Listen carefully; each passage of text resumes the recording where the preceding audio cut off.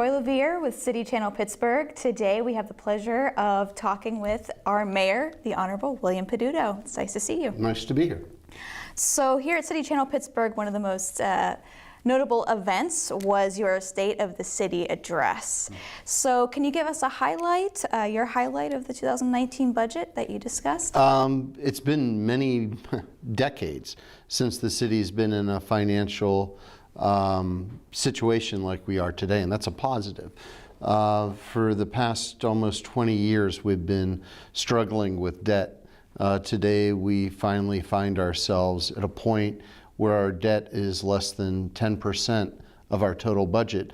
In past years, it's been over 20%, meaning that out of every $5 that we're spending, one out of those $5 is just going to pay the credit card bill.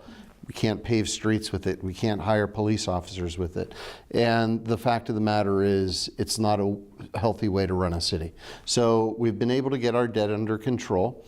And at the same time, we have also been able to put away money in a rainy day fund, our reserve fund, which is absolutely critical for the bond rating of the city, for our financial health, and as we've noticed in the past year, the number of landslide and other emergencies that come up. So we have over 10% of our annual budget now set aside in a reserve fund that we also use to purchase big items as well. We have more budgeted to paving streets than at any time ever. For the first time, we have nearly $20 million that we'll be paving this year. We also have budgeted for more police officers than we've had in 15 years, more firefighters and more medics. We're increasing the number of building inspectors as we're seeing our number of buildings being built in this city increase to record numbers. So what we're really focusing in on are the basics, while at the same time really practicing good financial management. Mm-hmm. And I'm sure that's a big difference. It sounds like the city has definitely improved throughout the years, and I'm sure it's a lot of work for your team. How many people work on the budget? The budget office itself has well over a dozen people working both on the capital budget and the operating budget, as well as performance and making sure that we're getting the bang for the buck. So we have a highly professional organization of city staff that work 12 months a year on being able to make sure that your tax dollars are hard at work. I'm sure people think that it all happens in the vacuum. You know, you give your address, but who gets to put their input into the budget? So it's a process that starts as early as now, as we look at not only past year's budgeting, but also the needs of departments and ongoing discussions with directors. We take it to the people early in the summer. We hold public hearings and asking people what the needs are in their neighborhoods, what they see as the needs for the city as a whole. We meet with council members, getting their input specifically in their district of what the priorities should be. We pull all of that together and put together a tentative budget by August. We've presented our budget in the past when we were under Act 47 in September. We'll now be presenting that in November as we leave Act 47 and oversight completely this year. And then we have the process. It's a 2-month process. So City Council goes department by department, line by line, makes amendments to the budget, and then we have a final budget by December. So would it be safe to say that the 2020 budget is already underway? The 2020 budget started the day after we passed the 2019 budget. Yeah, that's safe to say. Wow. So I know you like to look forward, but looking over the past year, is there anything that you have learned that is going to help you improve this year? Well, I think the city went through one of its darkest days on October 27th. When we saw the worst anti-Semitic crime in American history occur in Squirrel Hill. And what you take from it are a couple of different things. Number one, an understanding that the only way you get through something like that is by pulling together. It's by an entire community coming together and realizing, much more than being stronger than hate, that an attack against one is an attack against all. And I couldn't be more proud of the way that Pittsburgh responded than seeing in those few days right after the event how we all came together. The other thing that you realize is simply doing nothing is not the answer.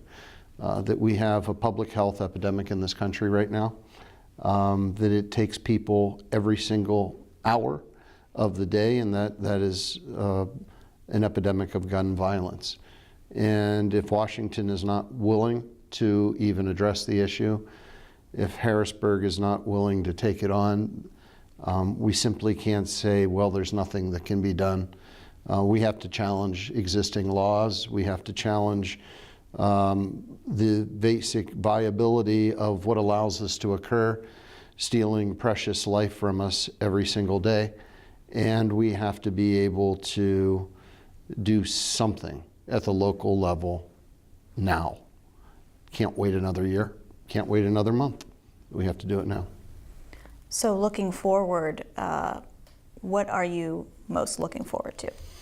You know, Pittsburgh's in a interesting place right now. We really haven't been in an area where we expect to grow for over 50 years.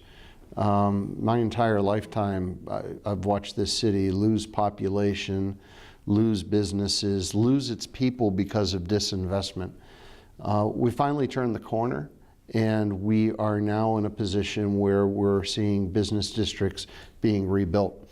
We're seeing neighborhoods being rediscovered, people moving back in. And so we're at a pretty delicate balance right now. We want to see that continuation, and I'm excited to see it happen. We announced thousands of new jobs last year, more than at any time in probably the past 20 or 30 years. But at that growth, we want to make sure that it grows prosperous for everyone. No city has figured that out yet. If one had, we'd all be doing it. So we have to become very strategic on each neighborhood's path towards recovery and growth. And we have to work with the people that live in those neighborhoods to balance the growth, almost like 1 foot on the gas pedal and 1 foot on the brake. I'm excited about that challenge, about how we can get there and how we can do it. I'm excited about creating a model that really works hand in hand with the people who live in those neighborhoods, who want to see the investment come, who want to see the blight removed, who want to see the jobs and the new neighbors moving in. And we want to be able to make sure that those that went through the bad times have the opportunity to live in that neighborhood for the good times. Mm-hmm. That seems like a big challenge to tackle. How do you even start to tackle something like that? Well, again, like we learned this past year, that you can't do it alone, that it requires partnerships. And a lot of the partnerships that we relied upon in the past were government. It was the federal government or the state government or partnerships with the county. And all of those are critical. But in today's urban environment, the true partnerships have to come from those institutions that are the major players. So in Pittsburgh, that would be our corporate community, our labor community, our universities, and our hospitals. It needs to happen with our foundations. And we need to be able to put together a strategic plan that will allow us to realize where the shocks and stresses will be, and then sort of everybody pull their own weight in order to be able to actually see something get done.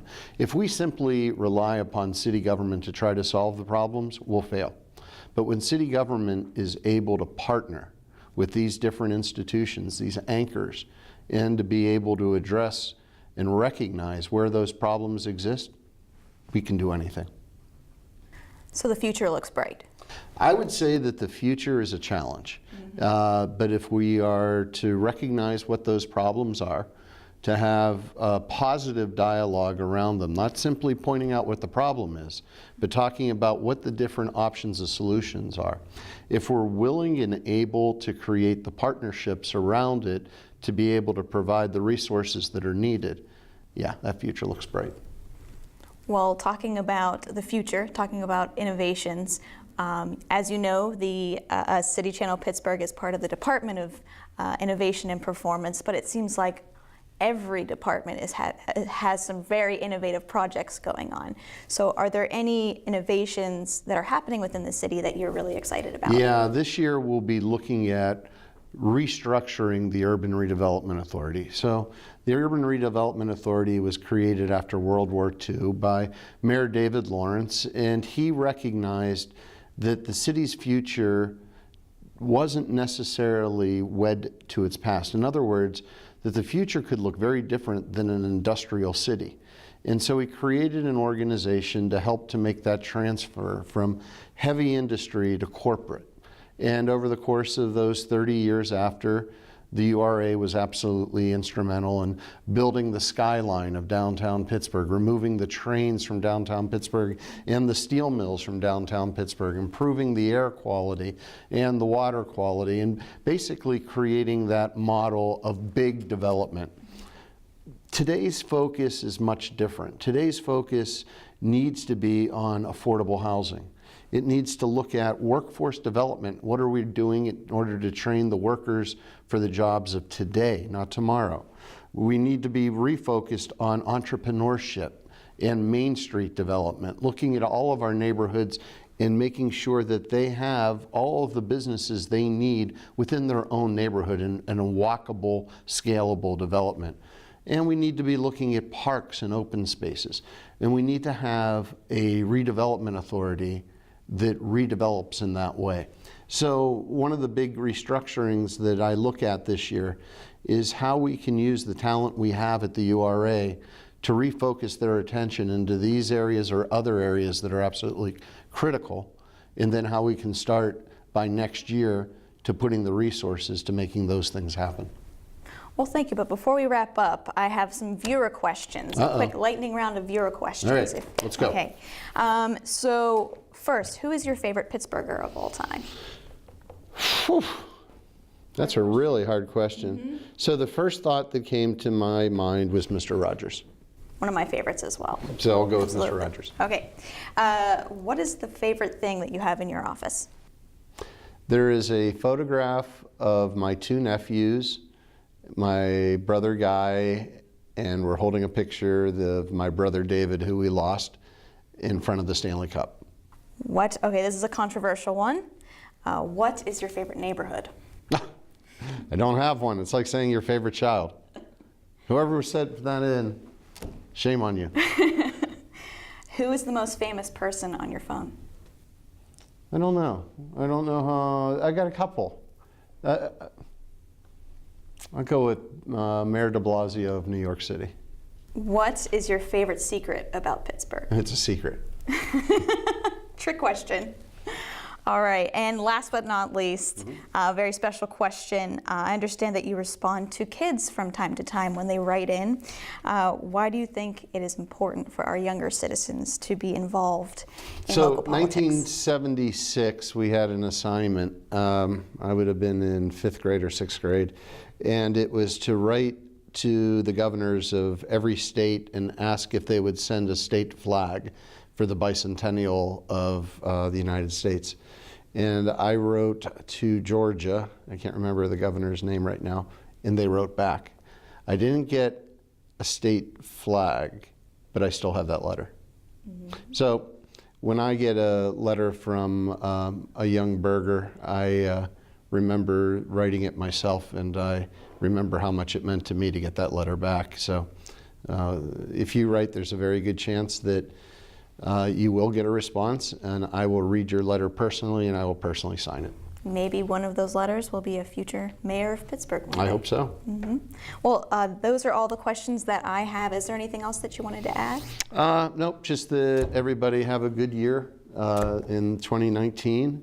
Remember to floss and to vote, and take care of your neighborhood. Well, thank you so much. Thank you. And thank you for watching, and we'll see you next time.